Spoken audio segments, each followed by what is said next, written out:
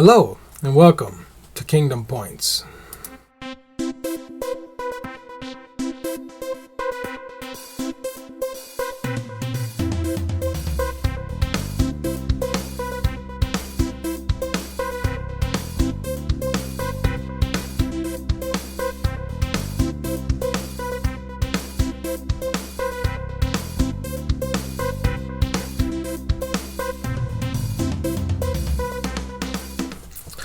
Hello friends, my name is Raymond Keepers, and just coming to you from a new little video cast I would like to start doing.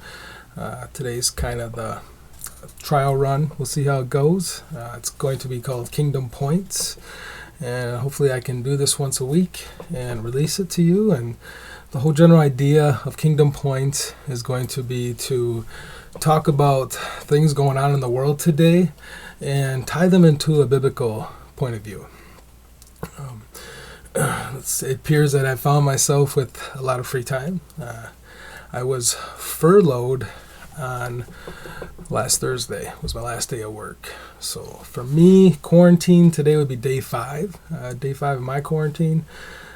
It appears I found myself in a situation where I'm the only one in my house who doesn't have a job anymore. All 3 of my children are working at a local grocery store. My wife is still packing lunches at the school, and I am now the only one unemployed. So again, I was furloughed. The general idea is that I will be called back to work, and hopefully that happens. I'm sure it will, just not sure how long it's going to take with this COVID-19 pandemic that we find ourselves in today. Interesting times. So with that said, let's get into it. I wanted to see what the Bible has to say about the word furlough, seeing how I was just furloughed. And interesting, I didn't find it in any versions except for one, the Holman Christian Standard Bible. The Holman Christian Standard Bible the New Testament was written in 1999, and the full Bible was released in 2004. So it's a newer version, a Protestant Bible. Not a version I really hold to. Actually, I've never really read it. I'm an NIV guy myself, but it did have the word furlough in it, and so that comes from Ecclesiastes 8:8. So I would like to take you there now. So Ecclesiastes 8:8 says, "No one has authority over the wind to restrain it, and there is no authority over the day of death. There is no furlough in battle, and wickedness will not allow those who practice it to escape." So most versions of the Bible use the word discharge instead of furlough. And basically what this verse is saying is, look, we're furloughed, laid off, whatever it may be, we're at home in our quarantines. The battle doesn't stop. The enemy still wants us. He's still going to come at us, and he's not going to stop. And so we need to be on guard, protect ourselves, protect our family, and the best way to do that is to keep God close. Keep him in your heart. Stay in the Word. Stay focused. I'm kind of looking forward to the furlough. I was asking for some time off. Furlough wasn't quite what I had in mind. But it is what it is. And, I'm looking forward to being able to be at home for a while, spend time with my family. The Bible has a lot to say about family. And there's one verse in particular I wanted to share with you, and that's going to be Acts 10:2. And this verse is in reference to Cornelius, one of the captain guards for the Roman occupation in Jerusalem during the time of Jesus' crucifixion. So Acts 10:2 says, "He and all his family were devout and God-fearing. He gave generously to those in need and prayed to God regularly." Now Cornelius, again, he was a centurion actually, and when Jesus died, he knew he was the Son of God, and And there was just an awakening in him, and he wanted to be saved. He wanted to have Christ in his life, like the message he was hearing from the disciples through all, and Jesus and everything, all the torture he went through. And he was there front and center, and he seen Jesus die on a cross, and he wanted nothing but to get away from that, and went home by his family. And he actually summoned Peter to come and to pray with him and tell him, how is he saved? How does he know Christ? And so Peter came and led Cornelius' entire family to Jesus. And so it's important that we as a family, we stay together, we stay God-fearing, devout to the Word, and we continue to pray every day. That's what's going to save us. All right, so today, my main discussion, the point of Kingdom Points again is going to be to discuss things going on in the world and to put a biblical point of view on it. And today, I wanted to get my opinion and my take on the COVID-19 situation. It's pretty hard to not talk about that right now. I don't want to come here and talk about it every week, but I do want to get out what I know about it and talk about the story behind the story. I believe most people are blind to where this virus came from, the China narrative that's being released, and people need to know the truth. One day, especially those that are younger that are watching, your grandchildren and your great-grandchildren, they're going to ask you, Grandma, Grandpa, what was it like living in the 2020 coronavirus pandemic? And you're going to have a story to tell. What's that story? How close to the truth is that story going to be? And that's going to be on you. And I'm going to give you a quick rundown of, again, my opinion from the research I've done, from the stories I've read, the different news articles I've gone through. I've been on top of this thing since early January. I listened to a couple different shows, and they've been, the one show that I listen to every day, until recently anyway, but that's another story. They started talking about this on January 10th, and if you look back, there's a lot of stories out there and information, articles that you can find in the early days of this pandemic before it was declared a pandemic by the World Health Organization. And so I want to kind of go through what I know and just put my opinion out there. And then I'm going to show some, go through some pictures, some images, and some evidence, and we'll talk about the Johns Hopkins map a little bit. And so here we go. COVID-19, and where did this virus come from? About a year ago, there was there's two main places where I think this virus might have come from, where it originated from. And the first narrative is going to be it came from it came from a Canadian biohazard lab.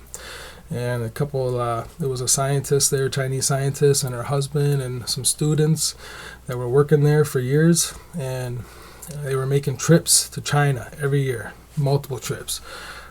Actually, this scientist, she visited the Wuhan Biohazard Level 4 lab twice a year and spent some time there. So, there's ties, and there's belief that she was embezzling samples of the coronavirus, of other viruses, SARS, Ebola, H1 or HIV, and taking them to Wuhan. And last July, she was actually removed. All her rights were removed, her husband's and the students, from the lab in Canada.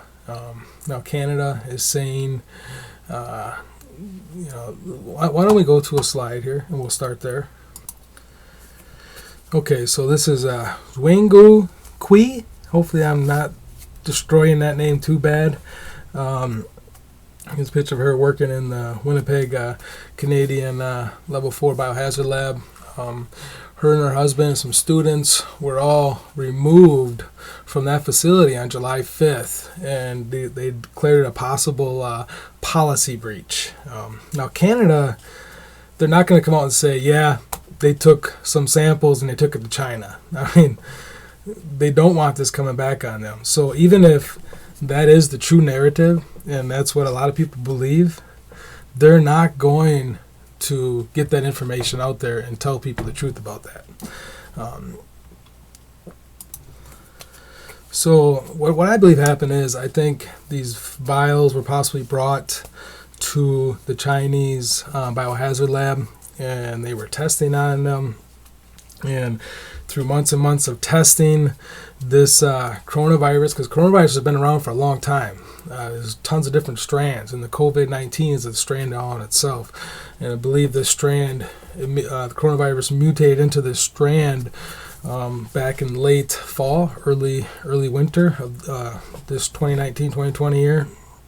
And before China started locking down social media over in China, before they started trying to control the narrative on what people were seeing in their media, they shut down all their internet. They didn't want nothing going out. Before that happened, a lot of Chinese people were talking about patient zero. And patient zero is believed to be an employee who worked at the Wuhan Level 4 Biohazard Lab.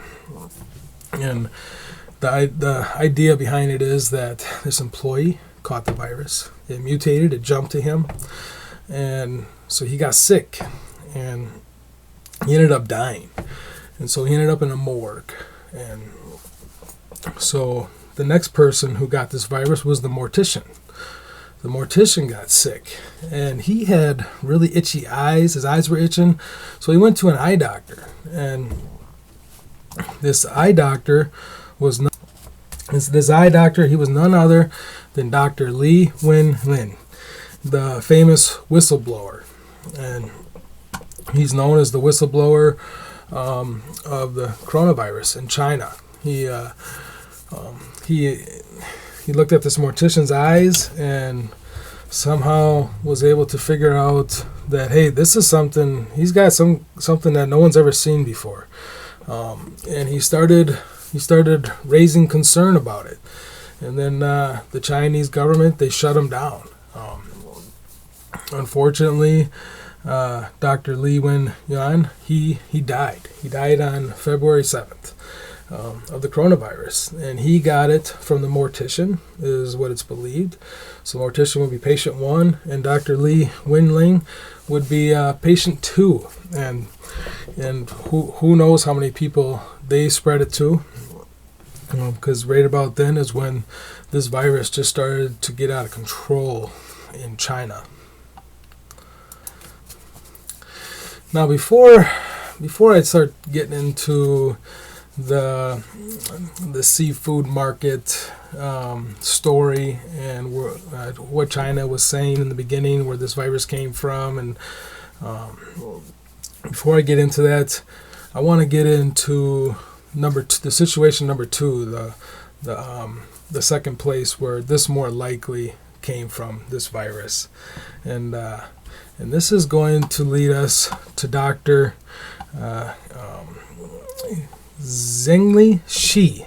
Sorry, I'm horrible on these Chinese names. But Dr. Zhengli Shi, and she's a very famous, she's actually the director of the Level 4 Biohazard Lab in Wuhan. And here's a picture of her. So here's Dr.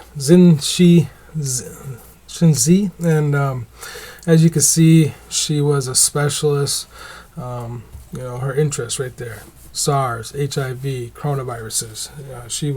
She did a lot of studies with bats, which is where the coronaviruses are expected to come from. And so it sounds like she was actually working in North Carolina in a biohazard lab here in the U.S. until that lab was shut down in 2014, and she moved to China and somehow became director immediately of the Wuhan biohazard lab there. Not sure how that played out, but it sounds like she continued to work and test, and they were doing testing with mice, and eventually they started testing the coronaviruses with primates. And somehow during this process, what I now believe today is that this virus mutated to where it could jump from animal to human, and that's where we are today. It got to the first human, which I think was in that biohazard lab in Wuhan, and it just exploded from there.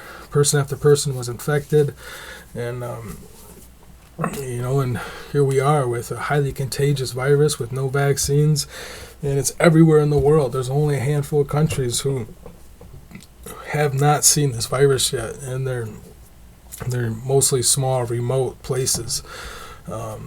So this virus is just exploding, and again, this is the second possible place where this virus came from, and it leads us right back to Dr. Lee, the whistleblower. He ended up perishing due to the coronavirus, and this is about the time in early February where the virus started becoming known throughout the world. People were starting to talk about it, and the Chinese economy started to tank.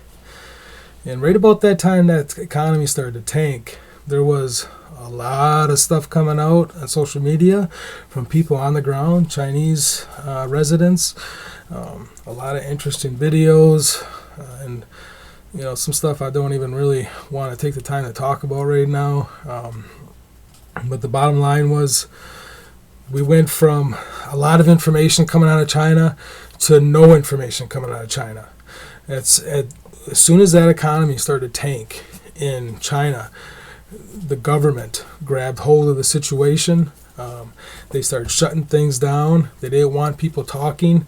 People who were blowing the whistles were being arrested. They were disappearing. How many people have disappeared out of China already that right after they came out and made some kind of statement that was against the Chinese regime narrative? And this brings us to the first what China was saying where this virus came from. They were saying it came from a seafood lab, or a seafood market. And interesting enough, this seafood market is only 20 miles away from the Wuhan biohazard level 4 lab.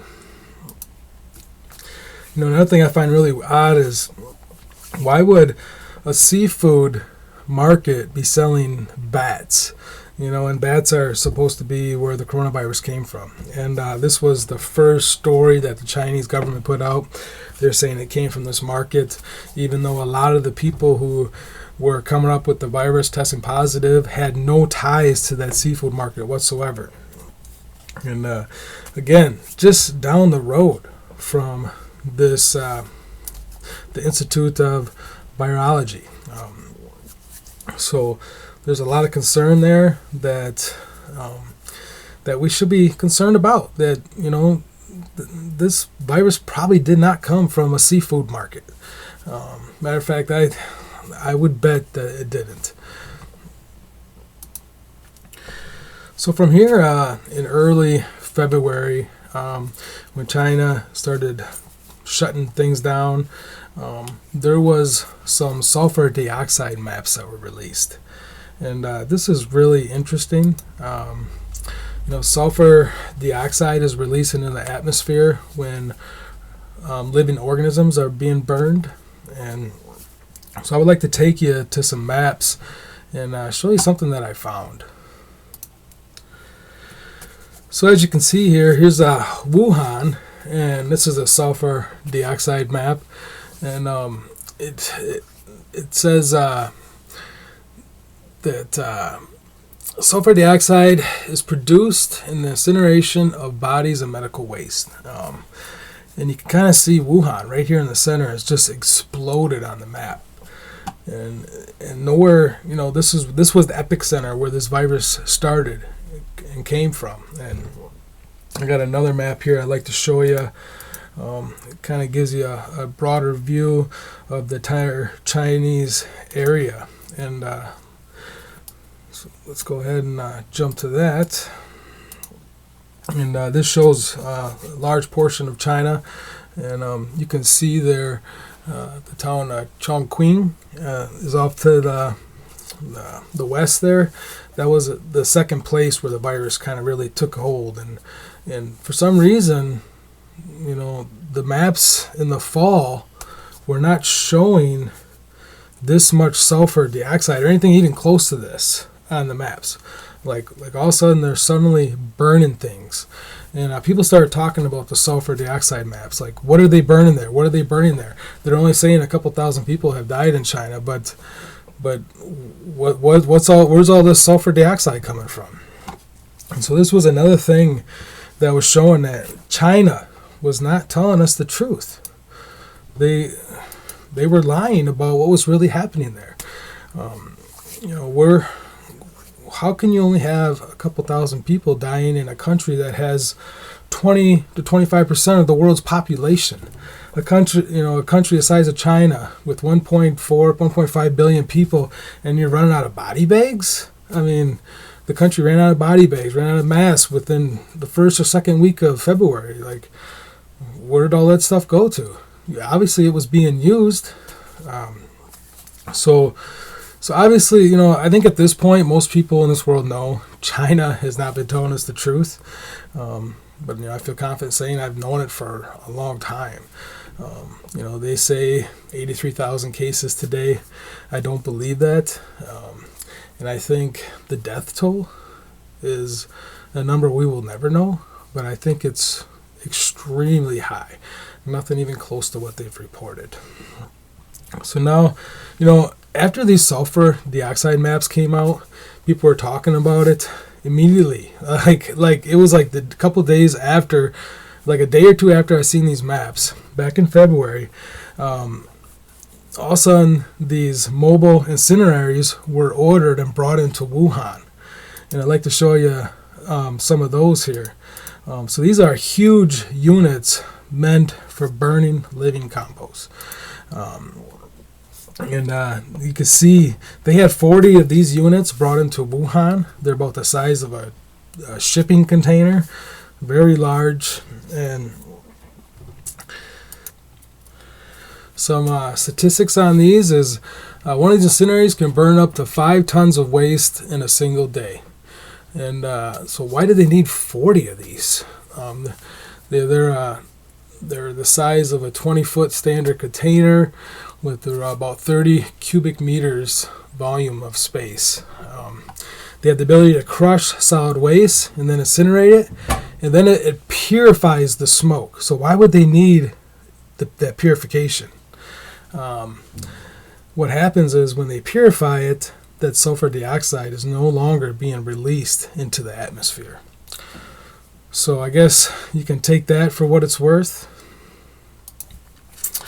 And again, this was in the first couple weeks of February, and things started to happen fast in China. And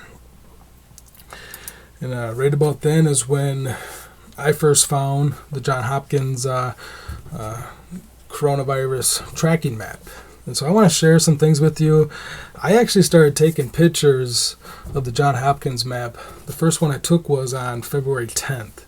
So I have a lot of pics of the numbers. A lot of people have kind of tried to tell me, it's this and that. The mortality rate isn't that high. Well, I'm going to show you that those comments aren't exactly true. We've been tracking this, and if anything, it's worse because China hasn't been telling us the truth. And what other countries ain't telling us the truth? North Korea apparently is clean. They're not saying anything about having any viruses in their country. And there's belief, there was stories about Iran burying tons and tons and thousands of bodies, and not reporting those deaths. So these are, I would say, the bottom numbers, and these are the numbers that they're not telling the true story. But these are what are released. These are what are out there. So we're going to go ahead and share some of those with you. So this first one I got for you is from February 12th. There was only about 43,000 cases being reported in China, and not really anything around the world quite at that point yet. And then if we look 2 weeks later, those cases doubled. And now you can see U.S. has finally got their first 60 cases. So you're starting to see global spread. This is when South Korea first started seeing cases. And, things started to blow up from there. And I'd like to just take a second for you to just take a look at the maps themselves. I've got a handful here I'd like to share with you from starting on February 10th right here and kind of going over the last 2 months. The spread, here's February 25th, 80,000 cases, and it continues to climb. And if you notice China, apparently they found a cure because they don't really report any more cases after towards the end of February. They just kind of stay there while the rest of the world blows up. Apparently they found the cure. I don't know. It's just, but clearly, I think at this point most of us will agree that China is not telling the truth. They're not telling us what's really went on there. How many cases? Who knows? It could be 1 million cases in China alone, easy. And I think at this point, seeing what's happening in the U.S., it is for sure. There's got to be more than 1 million cases there, and who knows how many deaths. Honestly, at this point, doesn't really matter that much, and we just gotta move forward and live with this and get through it. And so today, if we take a look at what's happening today, April 14th, we're at 1.9 million cases, and 121,000 people have lost their life to this. I told a friend, even if it was only one person that lost their life, that's still a tragedy. Loss of life is loss of life. When people die, we shouldn't minimize it. It needs to be. We need to pray for those families of the lost ones, to try to be there for them, and So let's not minimize the coronavirus, but let's learn from it and grow from it and move forward. And one last thing. I didn't really want to show this, but I think I need to, because a lot of people, they don't think this thing is killing very many people. And the reality of it is, and the mortality rate is a lot higher than most people think. Taking a lot of the pictures that you just saw I took of the Johns Hopkins map, and again, these are the bare minimum numbers, okay? Keep that in mind. This is what the mortality rate has been over the last 2 months. And this is excluding the truth in China.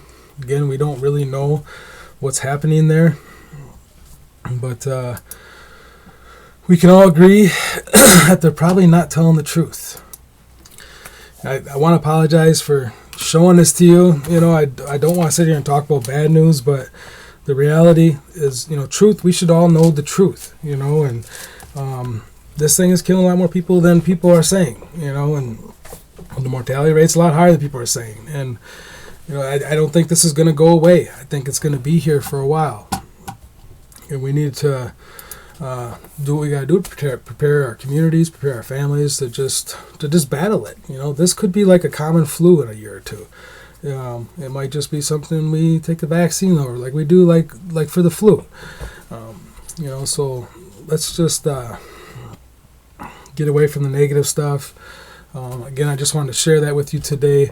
Those are what I feel like how I feel like I think that's the story behind the story. This is what I feel like where this came from. This is my opinions, my take on the whole situation before it hits the U.S. and and where we are today. It's been an interesting month in America. And maybe we'll talk about that in a few weeks. Next week, I'm going to try to talk about something different. I don't want to talk about COVID-19. I want to try to, keep Kingdom Points being more positive, more into the Scripture. But I wanted to get this story out today. I wanted to get the story behind the story to you. Now, before we leave, I want to read Psalms 91. And so we're going to go ahead and end the day with some scripture, because that's the best way to end the day, right? So here we go. We're going to jump into Psalms 91. And Psalm 91 reads, "He who dwells in the shelter of the Most High will rest in the shadow of the Almighty. I will say of the Lord, He is my refuge and my fortress, my God in whom I trust. Surely He will save you from the fowler's snare, from the deadly pestilence. He will cover you with His feathers, and under His wings you will find refuge. His faithfulness will be your shield and rampart. You will not fear the terror of night, nor the arrow that flies by day, nor the pestilence that stalks in the darkness, nor the plague that destroys at midday. 1,000 may fall at your side, 10,000 at your right hand, but it will not come near you. You will only observe with your eyes and see the punishment of the wicked. If you make the Most High your dwelling, even the Lord, who is my refuge, then no harm will befall you. No disaster will come near your tent. For He will command His angels concerning you to guard you in all your ways. They will lift you up in their hands, so that you will not strike your foot against the stone. You will tread upon the lion and the cobra. You will trample the great lion and the serpent. Because He loves me, says the Lord, I will rescue him. I will protect him from the for He acknowledges my name. He will call upon me, and I will answer him. I will be with him in trouble. I will deliver him and honor him. With long life will I satisfy him and show him my salvation." So look, this Psalms 91, it talks a lot about what's going on today. And, we need to put our trust in the Lord. Put our faith in the Lord. He's going to protect us. If you put all your faith and love into Him, accept His salvation, He's going to take care of you. He's going to take care of your family. We're going to get through this pandemic. It is what it is. But as long as we have Jesus at our side, as long as we have God in our lives, there's nothing to worry about. This life is but dust in the wind. Eternity lasts forever. And so you need to ask yourself, where are you going to spend eternity? Eternity for us starts with the day we die in our human flesh. And I hope every one of you watching knows where your eternity is going to start. And I hope to see you there one day. And hopefully not one day soon. But again, I just want to thank you for watching Kingdom Points and for joining me today. And, thank you. God bless. Don't forget to like, subscribe, and share. And until next time, God be with you.